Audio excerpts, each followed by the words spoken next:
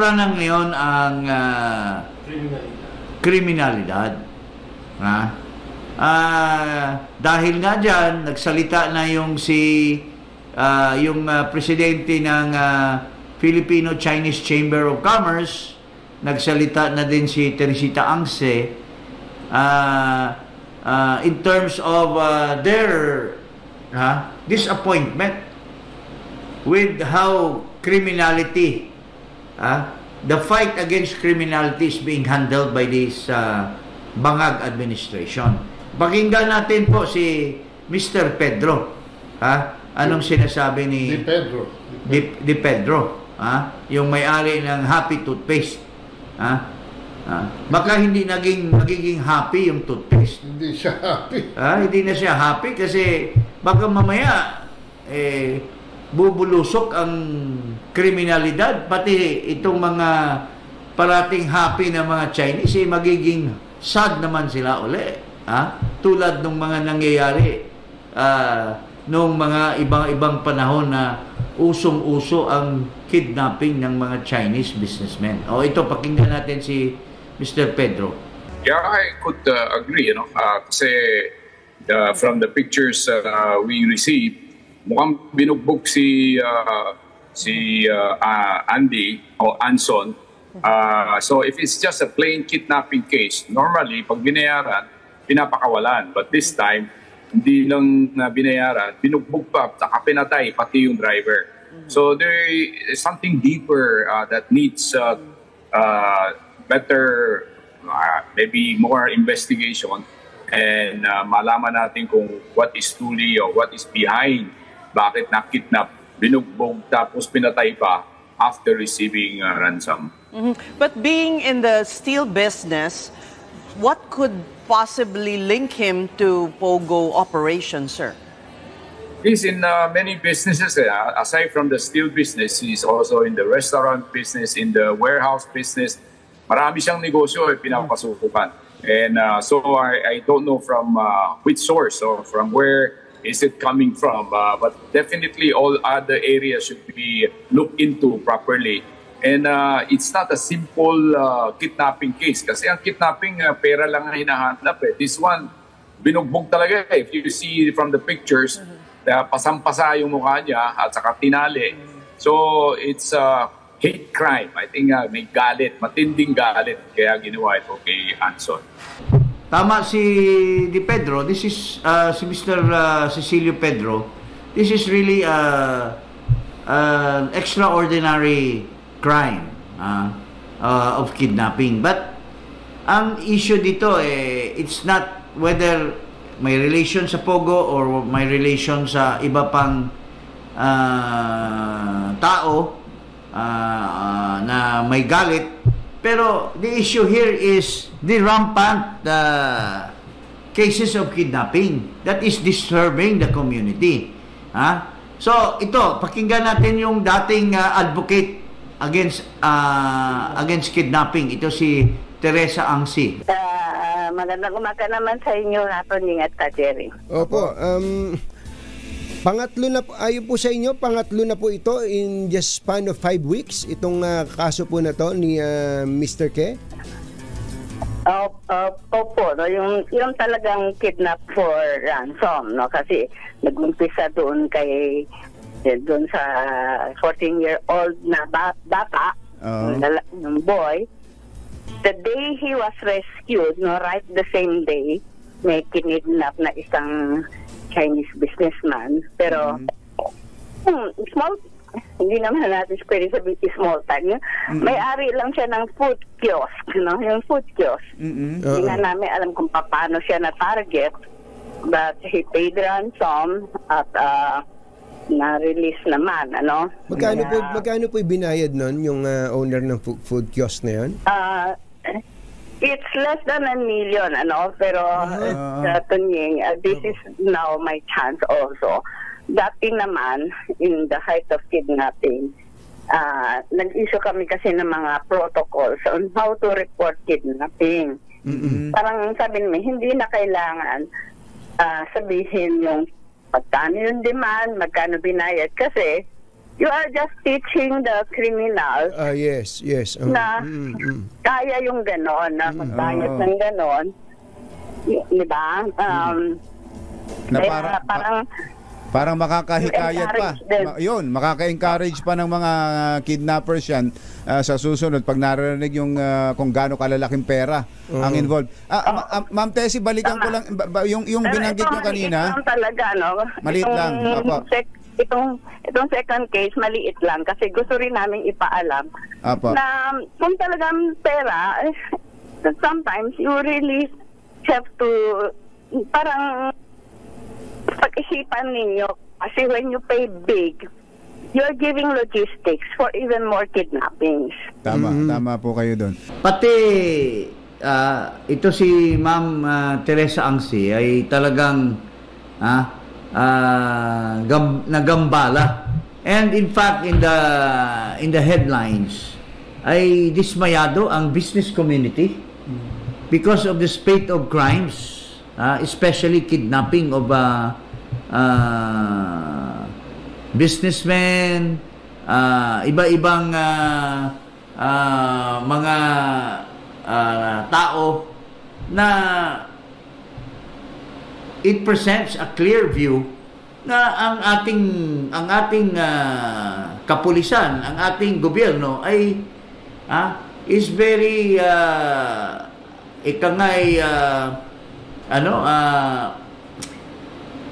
walang disorganized or it shows parang walang nagawa sa mga pangyayari. Ito, ako nagiging legal counsel ako dati ng panahon ni President Duterte before I joined his government. I was together with Attorney Topacio, nagiging legal counsel kami ng Volunteer Against Crime and Corruption. Pero ngayon, medyo wala tayong naririnig masyado sa BACC. Ito, may interview dito kay Boy Evangelista. Ito ngayon yung namamahala ng BACC. Pakinggan natin kung anong ang mga nagagawa ng BACC dahil ito ay very active nung panahon pa ni Dante Jimenez, napaka-active ng BACC. Hindi natin alam kung anong activity nitong BACC ngayon. Pakinggan natin si Mr. Boy Evangelista. Kasi sinasabi niya may mga iba pang mga crimes na which are may mga iba pang kidnappings which were kept under wrap dahil daw nagbayad na ang kinidnap, ang pamilya ng kinidnap at hindi na lang babanggitin pa sa publiko. Ito, pakinggan natin. Okay, sir, our sources tell us that the VACC knows of another kidnapping case. Tama po ba ito? May kaalaman yes. ng bagong kidnapping case. Can you give us the details? Okay. Meron kaming information na nakuha last week at that was like around Wednesday. Ito, ang high value target nito. I think this is much bigger kay Anson. Kilala nyo to. Shocking din, no? But then... Sino po ito? Karen, this is a live case. Baka ma-compromise. Okay, but kung I can PM, no? But then, but go ahead. But not on this live information nito? What can you share? Ang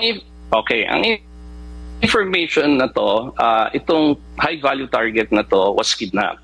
Tapos last Friday, doon sa nag-update yung source ko, reliable tong source ko, mga bilyonaryo rin, mga businessman na walang time para sa marites or unconfirmed.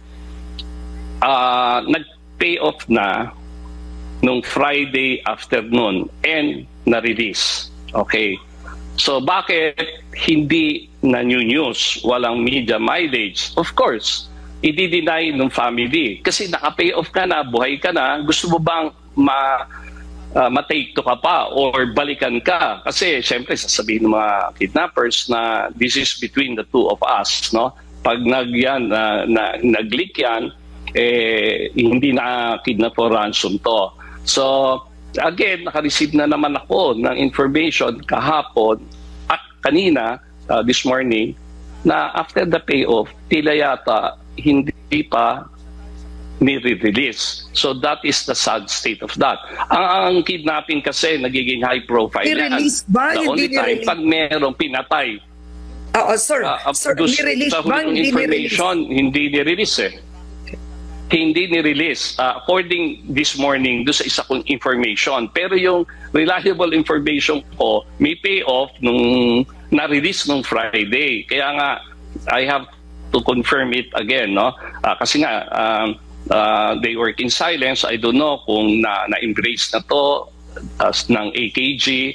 But it is, again, allegedly, again, for you to assess, summarize, validate itong mga informations na pumapasok sa inyo. This is macro investigation should be done. Tuloy-tuloy ang kriminalidad. Hindi lang sa paglaganap ng drugs. But yung PNP, yung Chief PNP at saka yung mga kanyang minions, they always say, mga fake news lang yan sa social media, ito, fake news ba ito? Yung nangyari kay Ansong Ke, fake news ba yan?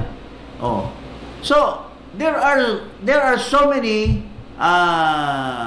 kidnapping cases, tulad nga ng sinabi ni Boy Evangelista, na the victims prefer to keep it under wraps because they're afraid of repercussion. Pero that's so alarming. Kasi nagbayad ka na, pero imbis magkaroon ka ng freedom, magkaroon ka ng confidence na hindi na maulit. Hindi na, malalaman pa, babalikan ka pa. So, anong klaseng kapulisan, anong klaseng gobyerno tayo na nagbayad na, pwede pang balikan. So, what can you say about that, pare? Ang report nitong Nunal na tinubuan ng pulis. Pahardo yata. Yung babae twin ni Torre. Kakambal ni Torre. Bagsak na naman statistics sa 23 level, no? At pero ang lumalabas ngayon, dahil may nabasa ko sa South China Morning Post, 12 incidents na raw ng kidnapping ito since January. So, plus yung mga nangyayari sa kapaligiran, no? Lalo na sa Quezon City, no? Which is one of the most dangerous cities. May mga road rages pa. Hindi na lang nire-report sa pulis. Kasi, yan ang dahilan kung bakit bagsak ang statistics. Dahil ngayon, takot na sila sa pulis. Because yun din ang mandrugas. Dati, pag may krimen, pulis! Ngayon, pag may dumaan na pulis, may pulis. Yun, So, in other words, wasak na image ng PNP. Ay talagang dito sa gobyerno na to, failed state na ito. It's really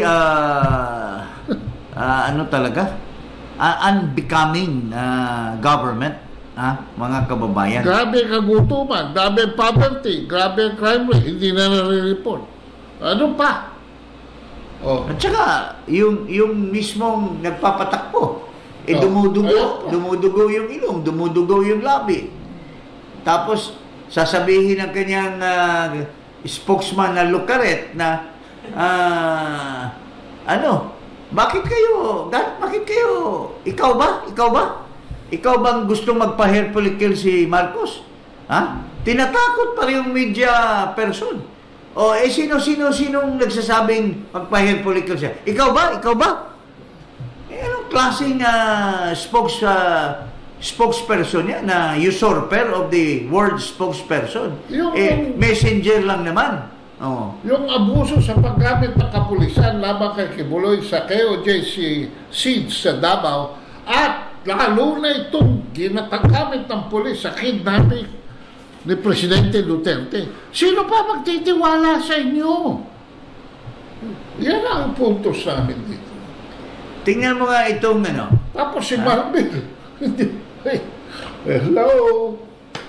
Tingnan mo nga itong komentaryo ni Sas Rugando at ni Joy tungkol dito sa Lucaret na Castro. Pakinggan natin yung sinasabi ni Sas Rugando at ni Joy de Vibre. Ito. For the sake of yung mga tao na hindi nakikita yung significance ng Pulveron video, okay? Yung Pulveron video, whether it is real or not, okay, is just one of many badges that the president is not in perfect shape. Okay? Isa lang yun sa maraming badges na yung ating presidente ay addictus benedictus. Okay? Yung clamor for hair follicle test. Okay, kasi ito si pinipiloso po tayo ni Auntie Claire na ordinarily if you are in a court setting, Auntie Claire, kung sino yung nag-a-allege, siya yung nagpapatunay. Tama ka doon. Kung nasa korte tayo, Auntie Claire. Okay? Kung nasa korte tayo, kung sino ang nag-a-allege, siya ang dapat nagpapatunay. Auntie Claire, nakalimutan mo wala tayo sa korte. Okay? Wala tayo sa korte. And we, the people, na nagbigay ng mandato dito sa administrasyon na ito, dito sa presidenteng ito, have all the right to ask the president whether or not addictus benedictus siya o hindi. It is the duty of the president to remove that doubt from our minds so that we could stay confident na nasa matinong kaisipan ang presidente. The people have the right to ask. Okay? Ngayon, kung iniisip ninyo na kailangan kami ang magpatunay, bakit pa kami hihingi ng hair follicle test? Kung kami rin lang naman pala magpapatunay, tanga ka ba, Auntie Claire? Ano ka ba, bulag at bingi, hindi mo nalalaman sa social media na ang daming nagdidemand ng hair follicle? Ang numero uno niyang naghihingi ng magpa-hair follicle, yung best friend ng amo mo, yung Vic Rodriguez. Pinapadating ni Vic Rodriguez na nagmaang-maangan na member ng opposition, pero hinihingi niya yung hair follicle test ni Marcos. Yan. Hindi mo ba alam yan? Na hinihiling? Ikaw pare, ano masasabi mo dito sa Lucaret na ito? Hindi ko alam kung saan ilalim ng kung anong bato nagtatago yan yung tinatanong na yan, simbuyo yan noong diniscuss sa komite sa Congress. At actually, ang personal na stand ko dyan, nagpapasalamat ako for the first time sa TRICOM. Dahil ngayon, part na ng congressional official record yung Pulveron video dahil sa mga congressman naka-anim ni Bongbong Marcos. At saka, pinapalabas nila na fake. Pero, ang balita ko, I have personally spoken to Maharlika. Nakakausap ko siya. Tinanong ko sa kanya, ikaw ba talagang nagpalabas niya? At sabi niya, ako. At sinabi pa niya, totoo yan. Nagpa-conduct na kami ng forensic exam dito sa Amerika. At yan ay... May record, totoo. Sinabi niya sa akin, nag-text siya sa akin na yan ay nag-conduct ng forensic. At totoo daw talaga yung nagpupulburon si Marcos Jr. That's not anymore a fake, Kaya nga nanawagan nga ako kay Ako at saka mga congressmen. na since nag-investigate sila dyan sa mga vloggers, tapos nagiging topic ito, bakit hindi nila gastusan ng pera at ipa-authenticate yung video na yan?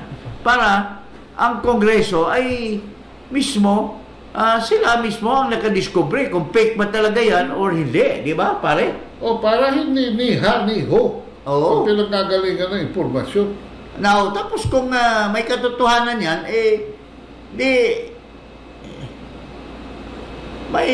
wala nang hihingian pa ang taong bayan. Ha? Pero sinasabi nila Joy de Vibre nung tinanong nila itong nung pinalabas nila itong lukaret na ito na ini-intimidate yung mga nagtatanong, actually useless naman yang dinidiscuss yung ano na yan video na yan, because without the video there are so many indications that Marcos is really a drug addict. Ha? Doon lang sa pagningiwi niya, doon sa pagdudugo ng kanyang labi, doon sa mga ganyan. These are very clear indications that we are being run by a drug addict, mga kababayan. So, ano pang ipoprove diyan sa hair follicle when it's very open? Anong masasabi mo, pare, tungkol diyan? Well, babagsak ba ang rating ng Pangulo kung naniniwala ang tao sa kanya? Actually, common knowledge na ngayon, it has gone down to the level of common accepted knowledge. So, ikaw na lang ang may hawak na susi to prove yourself na hindi ka drug addict. But since you cannot do it, for whatever your personal reason is, hindi ka transparent sa mga constituency mo. Yun ang suma total. Wala ka lang pupuntahan dyan. No? Your rating is down to trust rating is down to 14. Your distrust rating is bagsak sa negative 63. And if you add the two, your net trust rating is negative 49%. My God. It's up to you to show your nakakahiya. Iniligtas sa in the last leadership mo. In the last tapos wala ka pang accomplishment. For presidency, he got the lowest. He got the lowest rating in the entire history of the presidencies and post-EDSA.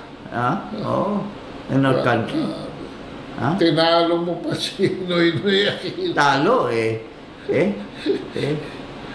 talong-talo. So, mga kababayan, yun po ang nakikita natin na pag-iisipan nyo. Kayo dyan, lalo na yung sa mga military, mga sundalo at mga pulis, pag-iisipan nyo. Kayo ba ay proud pa rin? Kayo ba ay proud na magiging sundalo, magiging pulis ng ating bansang Pilipinas? Kung ang inyong commander-in-chief ay pinagtatawanan na lamang, kung ang iyong commander-in-chief ay iyong performance at popularity rating is so low already, magiging proud ba kayo?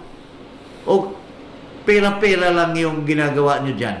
Wala na kayong puso, wala na kayong diwa para sa ating bansa. Pag-isipan nyo po, mga sundalo, mga pulis.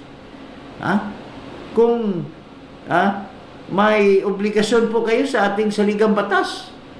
You are the protector of the people, kayong men in uniform. You're supposed to be protecting the people. Look at what's happening to our country now. The hunger, the statistic has gone up so high. Ang daming nagugutom. So, kayo din, yung pamilya nyo, mga kamag-anak nyo, mga biktima niyang bulok na gobyerno, mga kababayan. So, I'm appealing to you. Imulat yung mga mata nyo once and for all. At yun nga mga kababayan, anong masasabi niyo sa balitang ito?